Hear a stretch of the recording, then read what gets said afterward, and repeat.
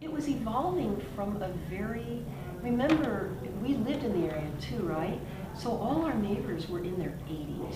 There was no new investment. There were no tenant improvements. There was just old lamp shops selling lamps, used lamps. There were used places. There were pawn shops. There were Pawn shops, right? and Yeah, I mean were. there were pawn shops selling used Yeah, but things, there and were then there pawn- were also pawn shops. We used to go to the Hippo, hang out outside on long, long lines, and of course, like I'm sure people stand in our lines and say they can do it better, so is the case with us at the Hippo.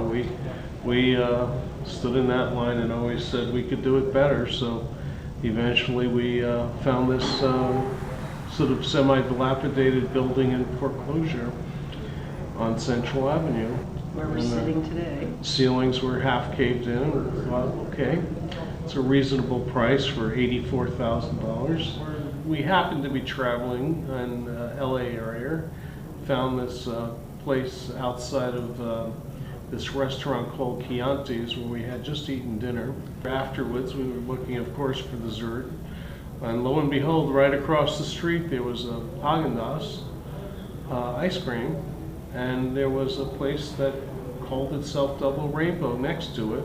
The Double Rainbow was packed with people, and the Haagen-Dazs was completely, entirely empty. Fast forward, Gene spent a few days with me getting the store open with somebody from Double Rainbow franchise company at the time.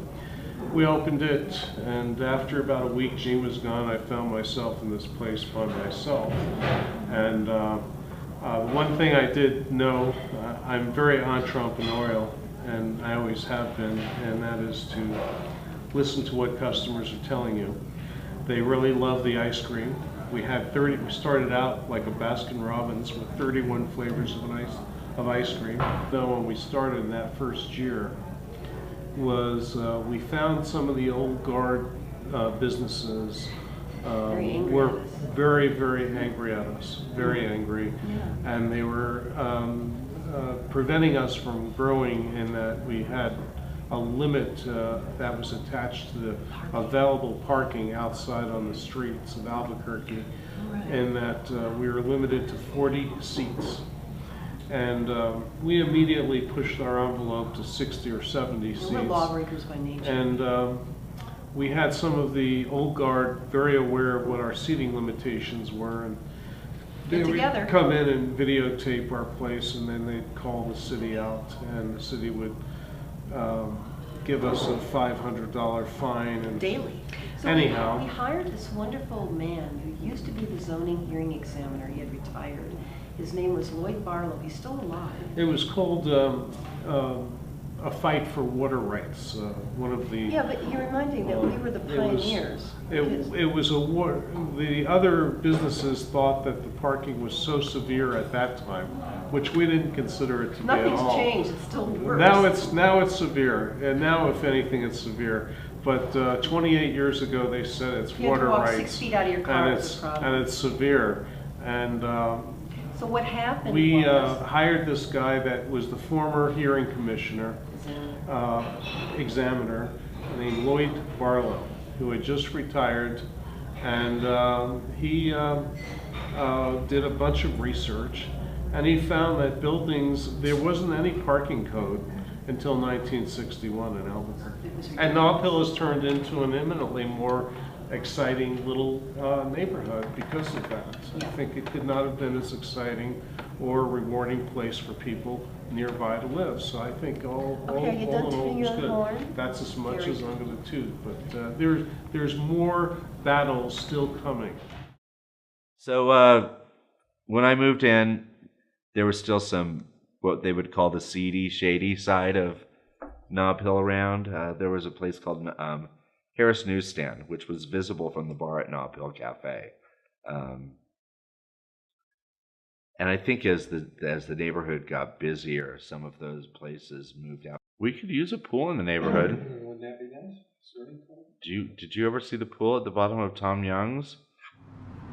Tom Young's was a dirty, awful spa by the 80s. It was nasty. I will go into detail on that one. It was awful. You did not want to go in there. You didn't want to work out in there.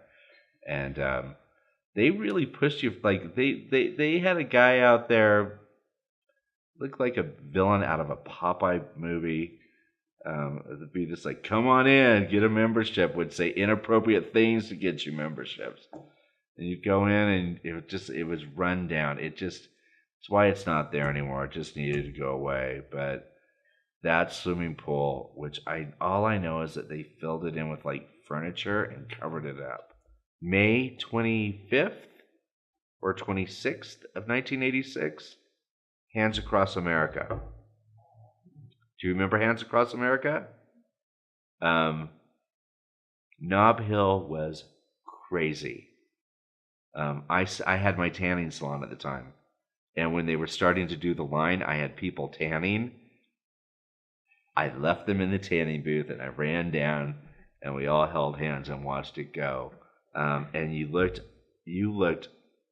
and I know this is what everybody did where they were, but I looked up and down the corner of Central and Amherst, and I couldn't have been prouder to be part of that neighborhood. Marianne Dickinson, who was a big innovator in Nob Hill, she had a publication called The Nob Hill Guide that they would put out once a month, and it was a periodical. And every page was a full-page ad for whichever business they wanted to do. And everybody wanted to be in it. And it was this really cool thing.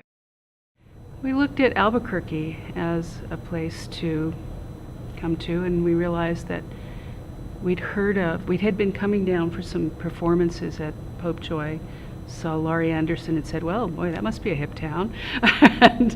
and ended up at Notes Cafe, which is now Satellite. And it was one of those pioneering turnaround kind of places, making Nob Hill a different kind of place. It was the start of that revitalization and moving from the old 50s oriented neighborhood to this more modern, younger kind of a business area. And so we realized Nob Hill was probably the only, because of the university too, I think, and the arts community, we figured Nob Hill was really the place to move to. And there was another group of people at about the same time who apparently they were motivated a lot by the murder of a prominent local citizen. I think his name was Oscar Barajas, and this was about 84, if I recall, before we got here. And they really thought that the area needed a whole lot of work, and they started to organize and they were chosen to become an urban demonstration project. This was the first time that the National Main Street Program, which is part of the National Historic Trust,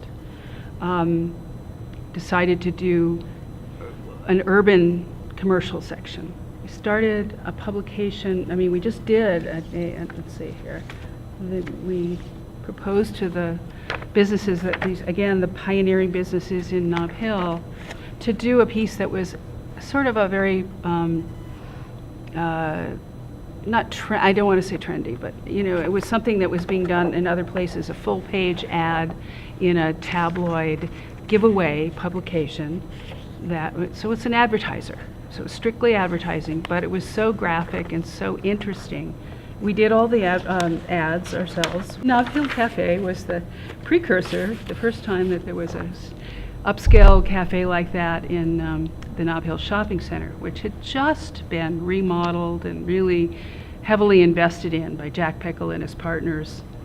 So, and then something I remembered this morning was that these folks were pretty much the ones who were encouraging the idea, the name Snob Hill. They liked that, but there was a real lot of controversy about whether that was really the identity people wanted, and that it was not very well received by people who lived in the area and a lot of the store owners. So there was a little divisiveness around that. Masque Si Mas is one of those examples that has lasted. It's a great, unexpected who would have thought? I fixed up a lot of houses. My husband had fixed up houses. But we tried to do them very sensitively. I mean, I'm kind of proud of some of the homes that we did fix up. But we were kind of Monte Vista anchors there because our house was on Monte Vista and our just north of Campus Boulevard. My husband's office was a really rundown building that he renovated, and that was on the corner of Wellesley and Monte Vista, and it was right across the street from the Monte Vista School. When we moved there, we weren't thinking of having children.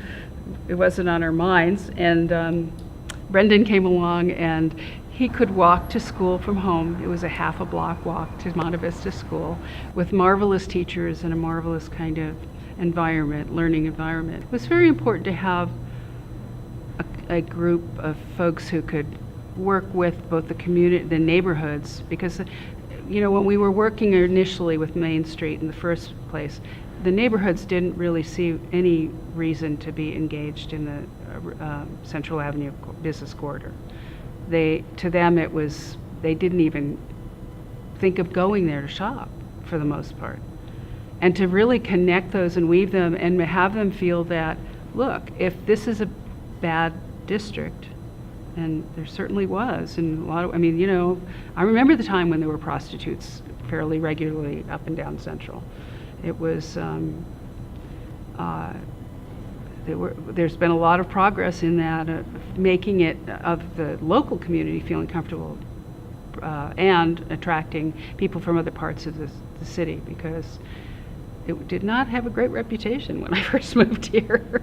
And it had really gone to a low point. And it took a long struggle and a lot of hard work for shop owners to feel like, you know, I mean, there were some setbacks. And there have been periodically when, and I'm a little concerned because it does feel a little like needs some more care.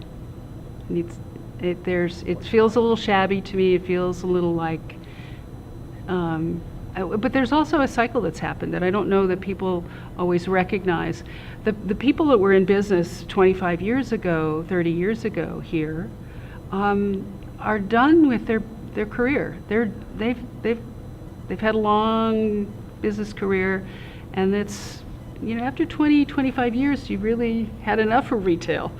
And so it's not surprising that Janet Moses retired and the woman from Papers is retired. And I mean, they've got their own lives to take care of at this point. And so it's time for a new group of folks. I had a list of things that I always wished would be here. And when people would do stuff like the fancy underwear store, you know, and I later met that lady and I really like her, but it's just like, we don't need really super fancy lingerie. How about some real basic underwear? I mean, it was, you know, that I was thinking how great it would be to have a store like the ones in Lower East Side in New York, where they had this stuff. You buy six undershirts or panties or, you know, hosiery or something at a time at a discount, you know, it was that kind of place. And I thought, you know, we needed more basic kind of stores, things that people locally could afford. Things tended to, that snob appeal thing kept cropping up in businesses, and they missed the boat. They just, and I have to say, I'm almost always right when I see a store, go into a store, see how they're operating, and know they're not going to last. Like the one at the corner of Wellesley, and the one that got very controversial about over the tree cutting down. That store was never, that guy was so out of tune with what people here want. And that's part of the problem, is that, you know, it really, the people who lived here had a better idea, a better sense of what people wanted. When I was wandering around Nob Hill as a resident of the nearby neighborhood, I remember going to the Nob Hill Business Center, which at that point in the early 80s was pretty much vacant. I think the only exception was the grocery store, still in operation there. And I looked into one of the spaces up front and noticed that it had been a pharmacy.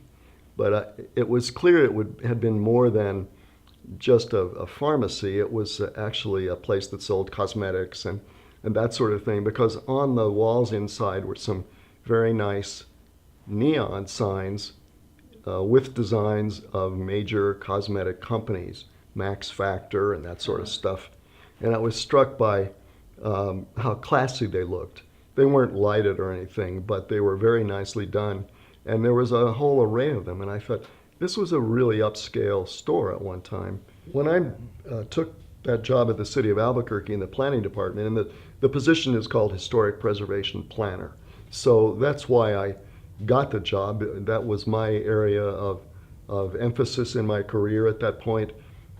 There was already a project on the table, and that table was the evaluation and the establishment of Albuquerque's automobile-oriented commercial development as a historic context. That is, identifying individual buildings and districts in Albuquerque whose design, whose orientation and design were related to the American roadside. And Chris Wilson was the historian working on that project. Chris had worked with students at the university to do the survey work on both commercial buildings and residential buildings. And that work, that student-assisted work, turned into two major projects. One was the automobile-oriented commercial development documentation, and the second part of it was the suburban residential growth of Albuquerque document, which was performed in following years by fine historian David Kammer. It was pretty clear early on that the best place to identify and nominate historic districts under that suburban residential growth context was right here in the Monte Vista and College View neighborhoods. And so David hired on in not just 1 year, but over a sequence of 2 or 3 years, and created the historic district that exists now in the state and national registers both. The Monte Vista and College View Historic District was identified as the best example in Albuquerque of the suburban residential growth phenomenon in Albuquerque. The historic district was defined based on the National Register guidance for historic districts, which says, and I'm paraphrasing this, that a historic district is composed of a number of entities, and that can be a small number or a very large number, by the way, that are historically related, that have a physical form that coheres. That is, there is a strong concentration of historic resources in one area. And in this case, it was evident that this 800 plus collection of buildings north of Central Avenue and within these two suburban additions had a stronger concentration of buildings from a certain period, that it retained its historic character better than the alternatives in Albuquerque. Originally, it was in the hands of the historians. They said, this is the place. You know, our students have looked at this, we've looked at this, the neighbors have helped us, and it's evident that right here is the making of a historic district. And we'll deal with the other possibilities later on. To my mind, over the last, let's say, 30 years, there's been a substantial loss of architectural character in the commercial district.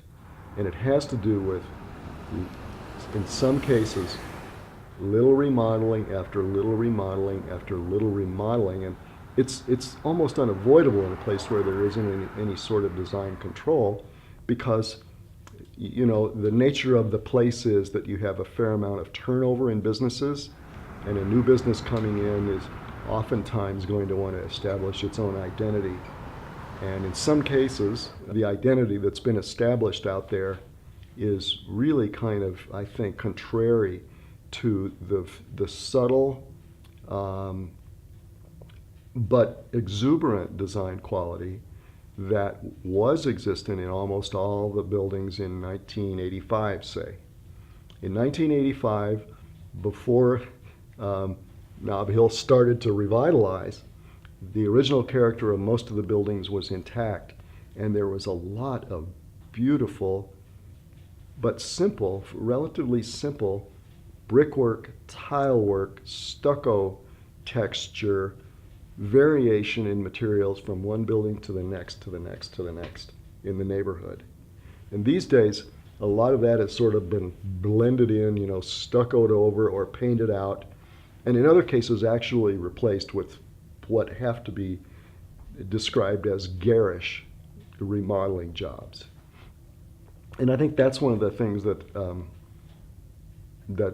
has disappointed me about the area, frankly, about the revitalization, is the lack of awareness. Even though the original Nob Hill Main Street guidelines called attention to the subtlety, even down to the subtle colors used in the area, is that nowadays you have quite a bit of what I'd call visual non-neighborliness. In other words, the original character of the place, all the buildings, they were varied in appearance, even though they all used similar materials: brick, stucco, tile, terracotta, that sort of thing. But they all sort of look like they belong together. And now you have a place where you still have a fair amount of that, but you also have some really discordant parts, I think. And I find that unfortunate. I wish that could have been avoided. When we first decided on a website, they wouldn't let us have the name. Yeah. And in fact, it wasn't our name still. We didn't actually own the rights to it. They allowed us to do whatever we wished, as long as we continued to buy their ice cream. We sold always their ice cream up until 2000. But at that point in time, we said, well, we're really our own place now. We're really not associated with you except for the 1% of our margins that we sell that is ice cream. And so unless we can have our name for use in a website or have ownership of it for use as a bakery cafe, we need to find a new name. And they said, well, we're not willing to let it go. So Jean was looking at a book at firecracker art. She found a firecracker Little boy riding a rocket. called Flying Star Brand firecrackers. I forgot to bring that. And It's that was where we got I our just new got this name. used book one day at Borders. We lived here for a while, and then we moved down to the valley a while later. But I couldn't live here anymore because people would be stopping on our doorstep saying your coffee today was no good. Okay, I'm getting out of here. We had to leave. It was just too crazy, And or notes in our box. Could we have more chocolate chip cookies or something? Okay, gotta get out of this neighborhood. I still love this area. I still love Old 66. I still love the characters and the kinds of folks that choose to live in Nob Hill. It's an artistic community. It's an eclectic community.